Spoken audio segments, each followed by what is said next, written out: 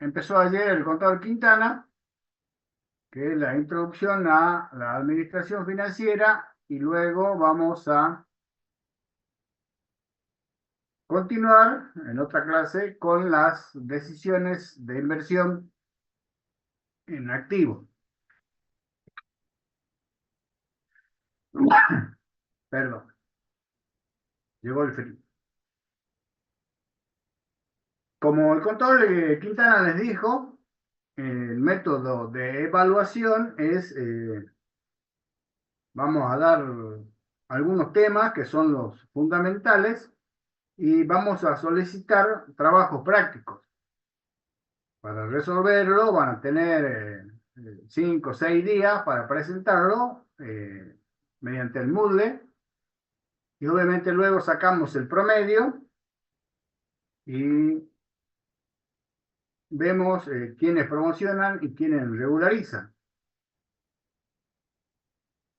La idea es que aprendan a evaluar un proyecto de inversión y a manejar lo que es el capital de trabajo, ¿sí?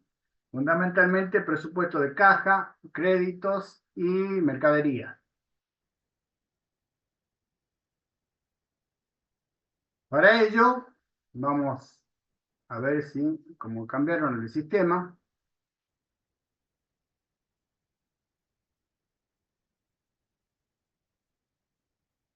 veamos si podemos compartir. Ahí está.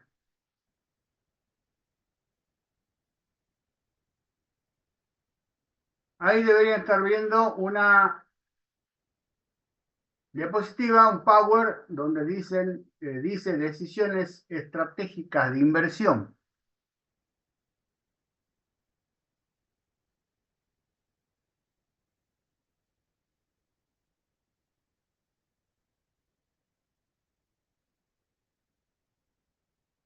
Vamos a repasar lo que es la función financiera,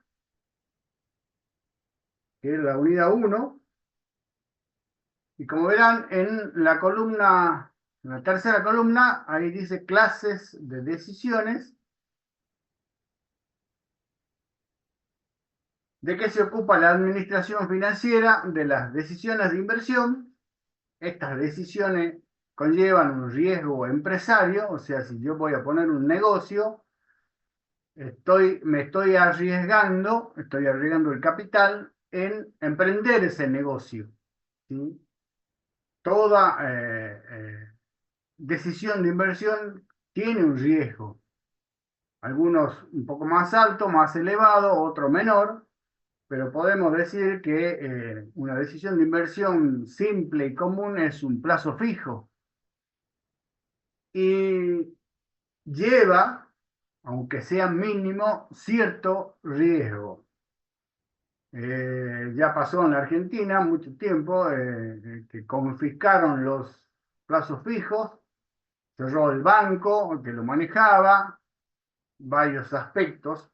O sea, en esta época me parece muy difícil porque hay cierta estabilidad, pero sucedió. O sea, a pesar de que uno dice el banco este no va a cerrar, cerró y el plazo fijo no volvió a aparecer, tiene un mínimo de riesgo. Por eso la tasa en algunos momentos no es tan alta, va bajando, no es el retorno que se espera de un negocio en sí. Las decisiones de inversión tienen distintas áreas de interés, que es la determinación de la magnitud total del activo, según el rubro en que voy a invertir, tengo que saber cuánto necesito de activo. No es lo mismo que poner un tractor, un almacén, o poner un parque de diversiones, o poner un aeropuerto. Obviamente la magnitud de lo que se necesita de dinero es diferente. Y aparte tenemos que determinar la estructura de la inversión. Cuánto corresponde a capital de trabajo y cuánto corresponde a capital fijo. Capital de trabajo podríamos decir, no es exactamente igual, pero se correlaciona con el activo corriente. Es lo que tenemos para la operación día a día de cualquier negocio, o sea, el ciclo, dinero, mercadería, dinero. Yo tengo dinero, compro mercadería, cobro, vendo, y vuelvo a tener dinero, vuelvo a comprar. Mientras más ciclo de dinero tenga, obviamente voy a tener mayores ganancias, siempre y cuando lo que venda es mayor de lo que me cuesta. Por ejemplo, si vendo latas de cerveza, tengo que vender muchas latas de cerveza, si me queda un cierto margen de ganancia, con los cuales tengo que cubrir tanto los costos variables como los costos fijos, ¿sí? No es lo mismo si el rubro es un auto de alta gama, o sea, considero que vendiendo 3 o 4 por mes ya estaría cubierto todo tipo de costos. Luego tenemos que determinar la tasa de crecimiento, o sea, ¿qué hacemos para crecer? O sea, la primera decisión de todo emprendedor es sobrevivir, que me alcance para vivir y para renovar y mantenerme en el mercado. Luego, si todo marcha bien, tener ganancias, rentabilidad y poder crecer, diversificar, nuevo negocio, nuevo mercado, nuevos bienes, etc. Y para ello tengo que determinar un costo de capital. ¿Cuánto es lo que pretendo ganar? ¿Sí? Porque tengo que comparar con una inversión de igual riesgo. ¿Sí? Siempre tenemos que tener en cuenta el riesgo en todo tipo de inversión, rentabilidad y riesgo. O sea, a mayor riesgo, mayor rentabilidad. Entonces, si el banco por un plazo fijo me paga un 30% en un periodo determinado y yo pongo un negocio y resulta que gano el 30%, obviamente no me conviene. Si tengo un negocio, tengo que abrir, manejarme con el proveedor, con los clientes, con los empleados, estar pendiente, en cambio, y estoy ganando un 30%. En cambio, voy al banco, deposito y al mes siguiente voy y retiro el 30%. Por eso tenemos que ver, de acuerdo al rubro, de acuerdo al riesgo, cuál es el costo capital razonable. La otra decisión de la función financiera es la decisión de financiamiento. El riesgo financiero. ¿Qué es el riesgo financiero? Lo que puedo pagar, ¿sí? Si me financio con algún tipo de crédito, estoy en condiciones de pagar tanto el capital como los intereses. Cuando invierto, las decisiones de inversión se evalúan, un proyecto de inversión se evalúa como si yo tuviera todo el capital necesario para hacerlo, capital propio. Cuando evalúo ese proyecto de inversión y me da, de acuerdo a los métodos que vamos a aprender, que es rentable, acepto el proyecto y digo, bueno, ahora recién en ese momento veo cómo lo financio. Si voy a financiarlo con capital propio o una parte de capital ajeno, cuánto es lo que me prestan, cuánto necesito. Entonces, primero evalúo si es rentable con capital propio y luego vemos qué financiamiento tomar. Para tomar el financiamiento tengo que determinar la estructura, qué porcentaje de capital propio, qué porcentaje de capital de financiamiento, tanto a corto como a largo plazo. Y obviamente tenemos que determinar el costo del capital de ese financiamiento, que tiene que ser menor que el costo de capital que yo pretendo ganar. Como dijimos recién, si yo voy a ganar en un proyecto el 30% y el banco me cobra un 40% una tasa de interés, obviamente no me conviene, estoy trabajando para el banco. Pero si es menor, aparte me sirve como apalancamiento, como una palanca financiera para aumentar la rentabilidad. Para eso tenemos que estudiar el sistema financiero, cómo se maneja, qué fuentes de financiamiento hay disponibles, de qué manera, qué papeles o documentación se necesita para acceder a ese sistema financiero. Y también tenemos que evaluar la política de distribución de utilidades, que es también una de las decisiones. Acá lo tenemos, distribución de utilidades. Como dijimos, comienzo a hacer un negocio, sobrevivo, empieza a crecer, tengo utilidades. ¿Qué hago con las utilidades? Si fuera una sociedad, el accionista va a pedir que le den los dividendos correspondientes de periodo a periodo. Pero si el negocio va creciendo, el administrador financiero puede decir, mira, al accionista, no vamos a distribuir utilidades, ¿por qué no la reinvierte en la empresa? Y el año que viene o en cierto tiempo va a cobrar va a cobrar el doble o el triple porque ahí tenemos un proyecto que puede funcionar concretamente. Entonces tenemos que medir entre lo que puedo retirar como emprendedor o como accionista y dejarlo en la empresa para seguir creciendo. Un claro ejemplo, hace 50 años, poco menos, se decía que el valor de la empresa se medía por los dividendos que pagaba. Cuestión que quedó descartada porque la segunda empresa más grande del mundo, Microsoft, muy pocas veces distribuyó utilidades. Y eso que tiene muchísima ganancia. ¿Qué hizo Bill Gates? Simplemente todo lo que ganaba lo reinvirtió en investigación y desarrollo. Entonces, el accionista que tiene una acción de Microsoft, esa acción vale millonada, a pesar de que no cobra dividendos, pero forma parte de la empresa, es un dueño de la empresa que gana muchísimo dinero. Por eso nosotros tenemos ahora las computadoras, los teléfonos, todo lo que se inventó en esa empresa.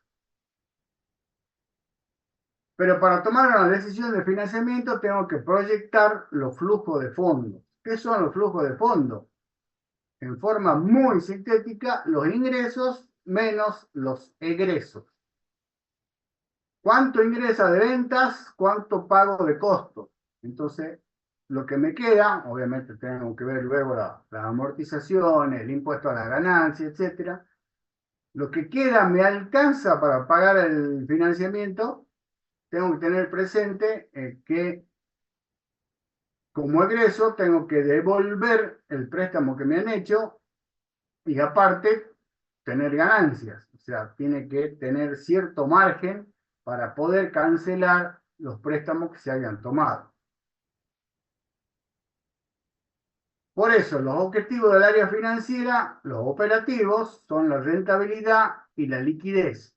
¿Sí? Tratar de ser rentables y contar con el dinero suficiente para cancelar los compromisos que se asumen. Y el objetivo básico es maximizar el valor actual. ¿Qué es el valor actual? Como ustedes saben, el dinero tiene un valor en el tiempo, ¿sí? Entonces, lo que tengo que tratar de hacer es que los flujos de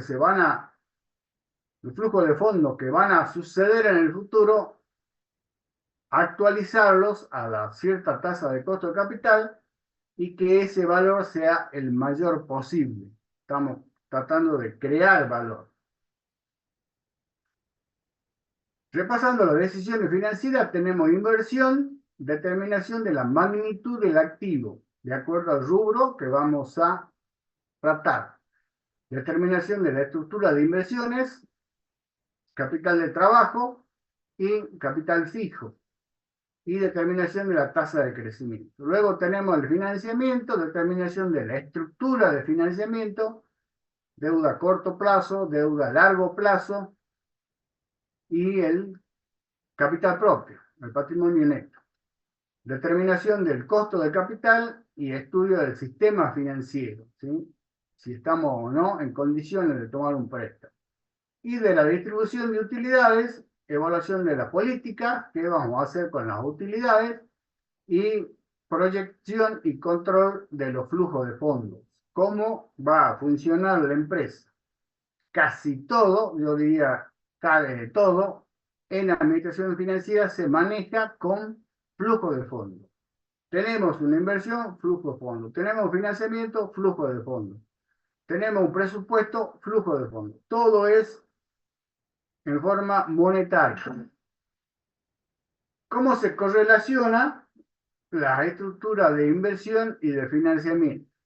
Como dijimos, si hacemos una comparación con la contabilidad, este sería el activo corriente, capital de trabajo, que estaría compuesto en su gran mayoría por las disponibilidades, el efectivo, los bancos,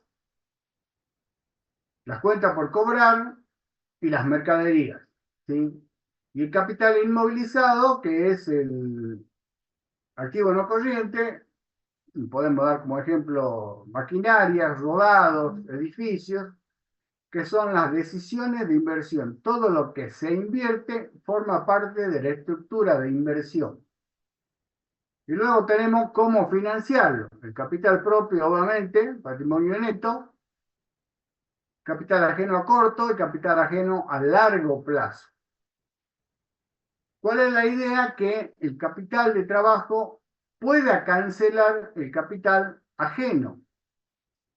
En algunos autores recomiendan que el capital de trabajo, para no tener dinero parado, que no produce rentabilidad, debe alcanzar para cubrir el capital a corto plazo.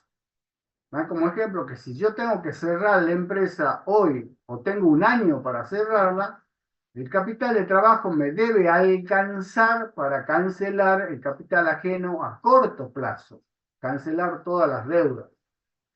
En cambio, el capital inmovilizado ya es más difícil de vender, me tendría que servir para recuperar mi capital propio y cancelar las deudas a largo plazo. Como dijimos, el capital de trabajo es el efectivo, obviamente es dinero disponible, las cuentas por cobrar, cobro todo lo que me deben, y la mercadería, los bienes de cambio. Vendo el bien de cambio al costo y recupero todo lo que es el capital de trabajo. Las decisiones de inversión, ¿qué es una inversión? Son aquellas en las que se cuestiona acerca del destino de los recursos disponibles para la adquisición de activos. Dichas adquisiciones con el objetivo de mantener la óptima operación de la organización. Tratamos de elegir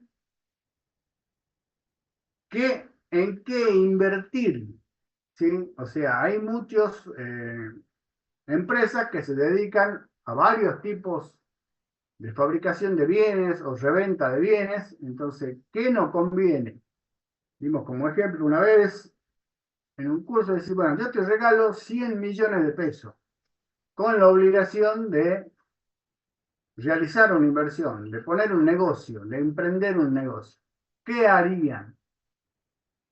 En este momento tenemos, esto es todo apolítico, cierta estabilidad. ¿Qué negocio pondría? Entonces surgió la discusión, decir, bueno, puedo poner esto, aquello, ¿qué es lo que siempre se utiliza?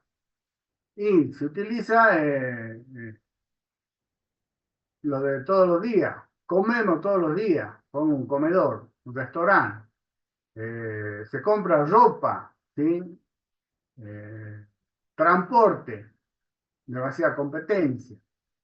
Y fueron surgiendo ciertas ideas. Nos quedamos con el restaurante. ¿Qué pretenden ustedes de un restaurante? Yo voy a cenar con alguna persona, con la familia, es decir, ¿qué pretendo? Que la comida sea rica, ¿sí? Que no sea cara. O sea, que si es rica y de calidad, ya no puedo decir que sea barata, o sea, término medio. Pero es solamente eso. No, porque si uno se pone a pensar, decir, no, yo quiero un lugar cómodo, que me atiendan con amabilidad, que tenga aire acondicionado, que tenga toda estacionada, que tenga seguridad, que sean amables, tengan todos los medios de cobro, de pago. Eh, Aparte que la comida salga rápido y sea rica. O sea, todo eso que piensa el cliente, primero lo tiene que pensar el emprendedor para decir, bueno, pongo el restaurante en este lugar porque ahí pasa mucha gente, porque es seguro. Entonces, no es solo decir, pongo un negocio donde vendo comida. Hay que ver todo el entorno, ¿sí? Cómo se comporta el cliente, cómo se comporta el proveedor, qué va a hacer la competencia, etcétera, etcétera. Todo el entorno, tanto micro como macroeconómico, para realizar una inversión. Algunos ejemplos de decisiones de inversión pueden ser proyectos nuevos, reemplazo de maquinarias, reestructuración de planta o analizar si alquilo o compro. Todo eso son ejemplos de inversión. Y los proyectos de inversión se clasifican en convencionales y no convencionales. ¿Cuáles son los convencionales? Generalmente, en el 99% de los casos, la inversión inicial, en el momento cero, en la puesta en marcha, es un egreso de dinero, ¿sí? Es un pago que se realiza, ya sea para comprar todo lo que se necesita o la materia prima. O sea, la inversión inicial es negativa. Y si es convencional, todos los flujos que siguen, generalmente son 5 o 10 años, son positivos. O sea, toda la diferencia entre ingresos menos egresos, tanto erogables como no erogables, o sea, egresos que se pagaron y las amortizaciones, es positivo. O sea, son todos positivos. Entonces, podemos utilizar los dos métodos que evalúan los proyectos, que son el BAN y la TIR, el valor actual neto y la tasa interna del retorno. El BAN se puede utilizar en los no convencionales, no hay ningún problema porque es actualizar los flujos. En cambio, la TIR no se puede utilizar en los no convencionales por cuanto si el primero y segundo son flujos de fondo positivos, el tercero es negativo, el cuarto y quinto son positivos, va a dar dos TIR. Entonces no sabemos cuál es la que utilizamos. Y a medida que haya cambios de signo en los flujos, va a salir una TIR más. Si hay tres cambios de signo, va a haber tres TIR. Entonces ya el método no es útil. Después tenemos los proyectos complementarios o no complementarios. Complementario quiere decir que si pongo un negocio principal, le puedo agregar otro proyecto que lo complemente, que atraiga a clientes para el negocio principal, ¿sí? Pueden ser dependientes o independientes, uno depende del otro, o son totalmente excluyentes, o sea, hago uno o hago el otro. Por ejemplo, voy a comprar un ferry para trasladar personas a través del río, pero a su vez voy a construir un puente. O sea, me estoy quitando los clientes entre los dos proyectos. Los dos cumplen la misma función. Esos son los mutuamente excluyentes. ¿Cuál es la visión del mecanismo de la inversión? La empresa está en el medio y tengo, por un lado, intercambio de dinero y activos reales y por otro lado, intercambio de dinero y activos financieros. Para realizar las decisiones de inversión, tengo agentes económicos, el stakeholder y luego las decisiones de financiamiento, que pueden ser del mercado de capitales o el mercado crediticio, ¿sí? Ahí están los inversores. Si somos una sociedad, van a comprar acciones. Si no, vamos a tener que buscar socios. Si no, si poseemos el capital propio, yo soy el mismo inversor y realizo o emprendo algún tipo de inversión. Todo esto que estamos viendo está transformado en pesos. todo se calcula monetariamente.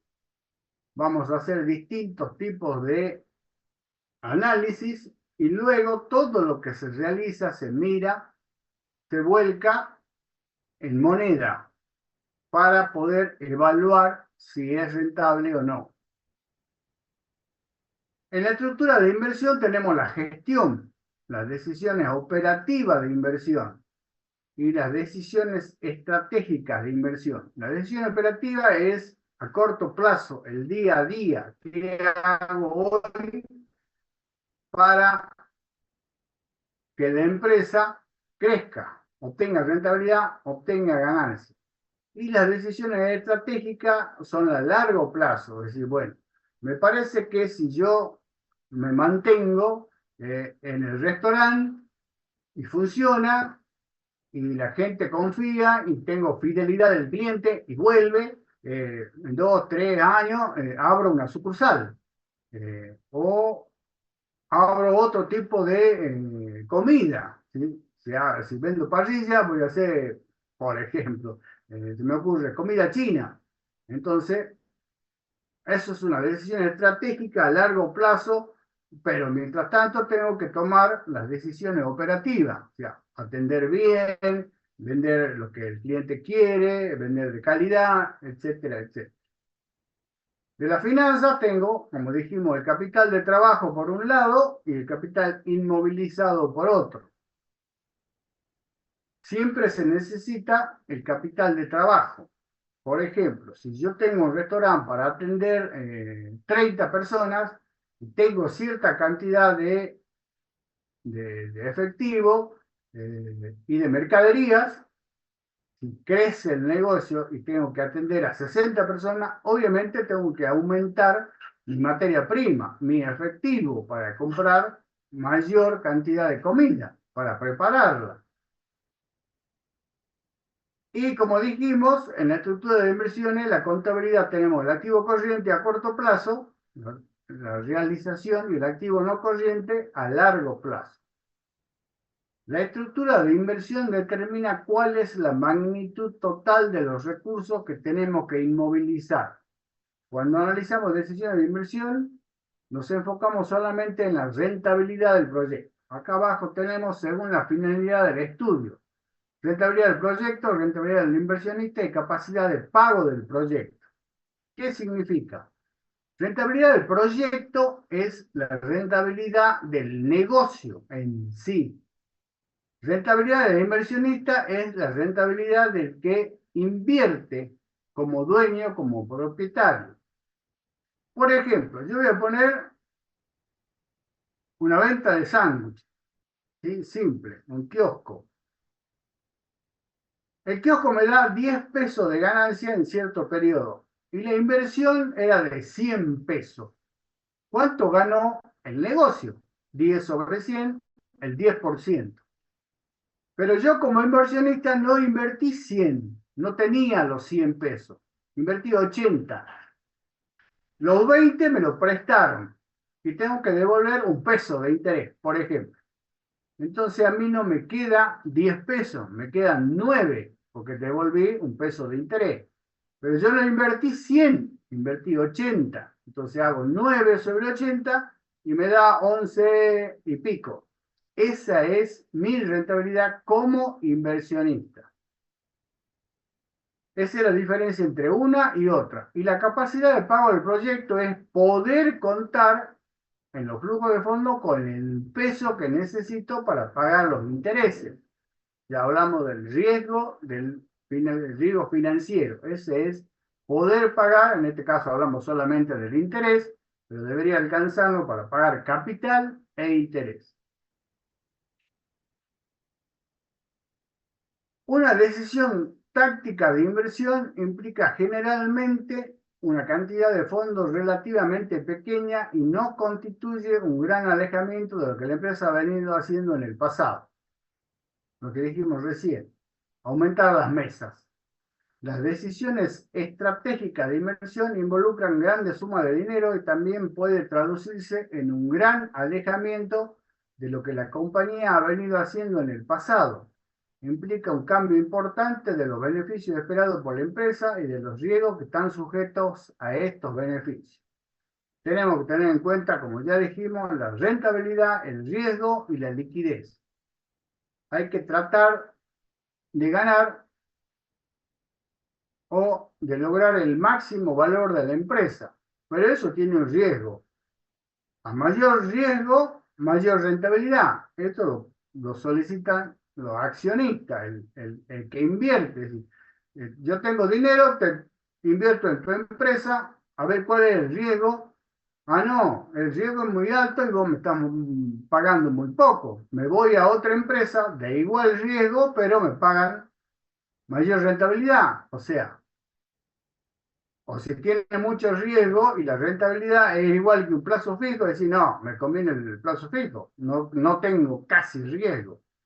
Y aparte tengo que tener en cuenta la liquidez, poder afrontar los compromisos que tiene la empresa. Se realiza un estudio de viabilidad económica. Hay que formular y preparar para evaluar el proyecto.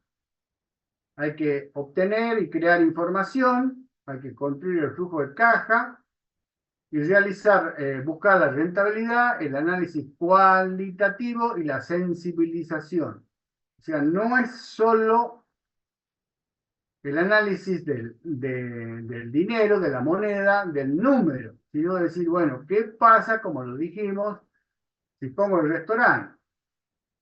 Todos hacemos un análisis cuando vamos a comprar un activo, ¿sí? Sea lo que sea, es muy poco los activos que se compran eh, sin pensarlo, qué sé yo, como un cigarrillo, un pan. Pero si voy a comprar una ropa, un jean, un vaquero, voy y me lo mido, que me quede bien, el color, el talle, el precio, y no hablemos de un auto, ¿sí? Visitamos todas las concesionarias, el color, el tamaño, la capacidad, el consumo. O sea, siempre se analiza no solo el precio, sino todo el entorno que lo rodea. Entonces, para hacer el proyecto tengo que hacer un estudio técnico. Y bueno, ¿qué necesito para fabricar esto? Capacitar al personal, la maquinaria, cuánto demoro, quién va a ser el proveedor, es cumplido o no, los clientes se los puede fidelizar o no, van a volver, necesito tener un estudio de eso, del cliente, del proveedor y del competidor, que es el estudio del mercado, o sea, cómo se mueve el mercado. No solo en la parte económica, sino en la parte también legal y gubernamental, como dice ahí, administrativo legal. O sea, el dólar sube, baja, se va a mantener este estado económico, va a seguir o no va a seguir el presidente, va a seguir o no va a seguir el gobernador, qué sucede con las tasas, con los impuestos. O sea, hay que ser un poco visionario para mirar el futuro. Ahí hacemos luego el estudio financiero, o sea, todo lo que está antes, estudio técnico del mercado y organizacional, lo convertimos, como dijimos, a pesos y realizamos el estudio financiero. Evaluamos por los métodos de inversión los proyectos, ¿sí? Y hace poco, 10, 15 años, se agregó el estudio del impacto ambiental con la necesidad de cuidar el medio ambiente. En algunos casos, en algunos rubros, es obligatorio realizarlo, en otros no tan. Pero nunca está de más, me parece correcto. ¿Cómo formulamos el proyecto? Construyendo los flujos de caja. En el momento cero está la inversión inicial. En ese momento, como le dijimos, negativo, se compra todo lo que se necesita. Y voy a poner un parque de diversiones, compro los juegos, los tableros eléctricos, las luces, eh, algún medio de movilidad, construyan las oficinas y luego del momento, los flujos de caja del momento 1 al n-1, ingresos menos egresos, menos las amortizaciones, tengo los flujos de caja. En cambio, en el momento n, en el último proyecto, puede ser el quinto, el séptimo, el décimo, es el mismo flujo de caja. Este flujo de caja es el mismo que este, pero recupero la inversión inicial. ¿Qué significa eso? Que todo lo que compré en el momento cero, hago de cuenta que si voy a evaluar en 5 años, lo vendo al final. Todo lo vendo. Si es un parque de diversiones, vendo los juegos a determinado porcentaje. Si no tiene valor, es chatarra.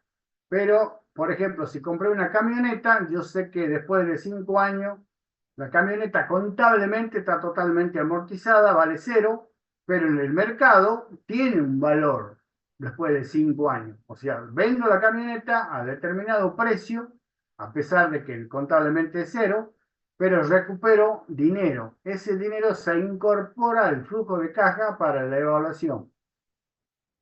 Para ello tenemos que tener en cuenta la clasificación de los proyectos, si es convencional o no convencional, el efecto impositivo, cómo trabaja el impuesto a las ganancias, tanto en las ventas como en las compras, cuánto es el horizonte del proyecto, 3 años, 5 años, 10 años.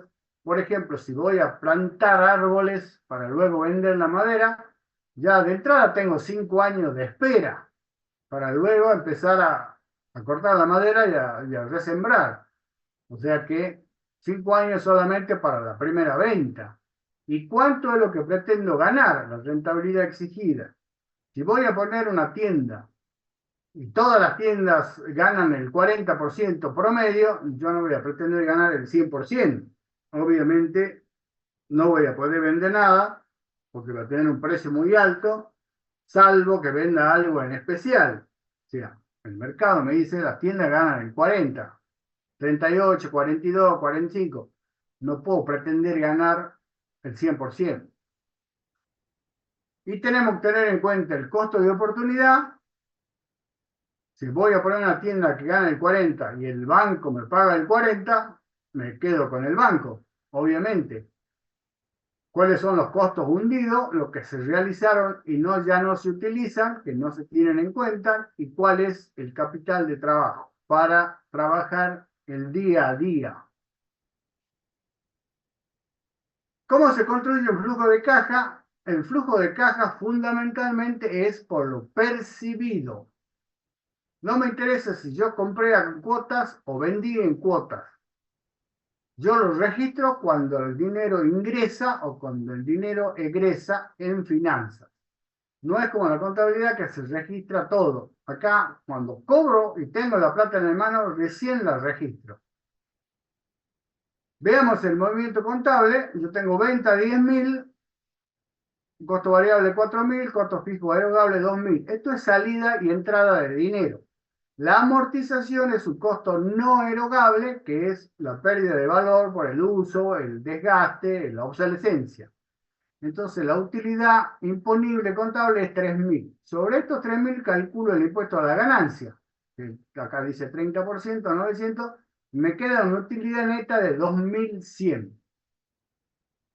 En cambio de finanzas tengo, como dijimos, este movimiento, 10.000, 4.000, 2.000, que es de dinero. Pago los 900 del impuesto, que también es salida de dinero, y me quedan 3.100. Este es el movimiento de caja, el cash. ¿Cómo hago para convertir el movimiento contable en movimiento de caja? Fíjense que si yo la amortización la pongo acá abajo y la sumo, me da lo mismo que el movimiento de caja. O sea que restamos la amortización en finanzas simplemente para disminuir la utilidad imponible, para pagar menos impuestos, pero para volverla a convertirla en movimiento de caja, le vuelvo a sumar la amortización, con lo cual obtengo los 3.100 de este ejemplo. Es un costo, como dijimos, la amortización es un costo no erogable. Y en el momento cero, en la construcción del flujo de caja, tengo la compra del bien más los costos activables. Ustedes saben que si compro determinado maquinaria, la instalación, el traslado, el flete, se lo puede activar, se lo puede sumar al valor del bien y tengo que tener en cuenta el efecto impositivo y luego el capital de trabajo. Generalmente es un valor negativo. Del N al N-1 tengo las ventas menos costo variable menos costo fijo, me da la utilidad antes de depreciación de impuestos. El resto de la depreciación me da la utilidad antes de impuestos, el resto del impuesto y me da la utilidad después de impuestos. Y como le dije, le vuelvo a sumar la depreciación y me da el flujo de efectivo. Este flujo de efectivo lo traslado al último flujo, al momento N, y sumo lo que puedo recuperar de la inversión inicial de acuerdo al efecto impositivo que podemos tener y el recupero del capital de trabajo. El capital de trabajo se recupera completamente. ¿Por qué el efecto impositivo? Porque si yo compré un bien en 1.000 pesos hace 5 años y hace 3 años y se amortiza en 5, o sea, tiene 2, 4, 600 pesos de amortización acumulada. Yo voy a tener en el activo maquinaria 1.000 menos amortización acumulada 600, valor contable 400. Si yo ese bien lo vendo en 500, estoy ganando 100 pesos. Estoy vendiendo en 500 algo que según los papeles vale 400. Entonces, sobre esos 100 pesos tengo que pagar el impuesto a las ganancias. Ese es el efecto impositivo. Bien. ¿Alguna pregunta? ¿Alguna duda? Esa sería la teoría de lo que es la introducción a la admisión financiera, lo que completó el contador Quintana, y ya la introducción a las decisiones de inversión, que sería la unidad 2. Profesor, 2 segundos, saco la foto para la asistencia. Ahí está. Sí, lo escucho. ¿qué tal? Buenas tardes. Quería Buenas hacer una tardes. consulta. Cuando hablamos de capital de trabajo, bien, yo tengo el concepto que era activo corriente menos el pasivo corriente, ¿verdad? Pero acá como que lo vemos un poquito más amplio, lo que estuvo comentando en tema de la integración del capital de trabajo. Eso está relacionado, bajándolo a tierra, ¿no? Al concepto de todo lo que sería el flujo de fondo de un proyecto. Bajando la tierra, eso sería lo que necesitamos de liquidez para el manejo continuo del proyecto. Por ejemplo, Sí. le pongo el ejemplo y por qué pregunto esto. Yo en su momento tenía una cafetería en donde quizás no hice esta proyección del dinero que yo iba a estar necesitando y constantemente iba sacando de otra caja para alimentarlo por así al negocio, ¿ve? Entonces, eso quiero preguntar si eso va incluido ahí o ese concepto que estoy hablando es otra cosa, digamos. No, ese es lo que usted necesita para el día a día. Si usted tenía una cafetería, cuando comenzó el negocio, usted compró café, leche, azúcar, etcétera, etcétera, para atender, ¿sí? Se le terminó eso. ¿Qué tuvo que hacer? Volver a comprar. Claro. Tiene que reponer el capital de trabajo. O sea, si tiene siempre la misma clientela, siempre va a comprar lo mismo. O sea, del flujo de fondo usted saca el dinero para reponer el capital de trabajo. O sea, se mantiene en la misma cifra de capital de trabajo, porque el mismo retorno del flujo de fondo se lo da. Cuando usted está vendiendo, una parte del café ganancia y la otra parte es para reponer el capital de trabajo, para volver a comprar el café, el azúcar, etcétera. Ahora sí, en vez de atender 30 clientes, va a atender 60, tiene que aumentar el capital de trabajo, tiene que comprar el doble de café, el doble de azúcar. Ahí tiene que reinvertir en capital de trabajo. En este caso no tiene nada que ver con el pasivo corriente.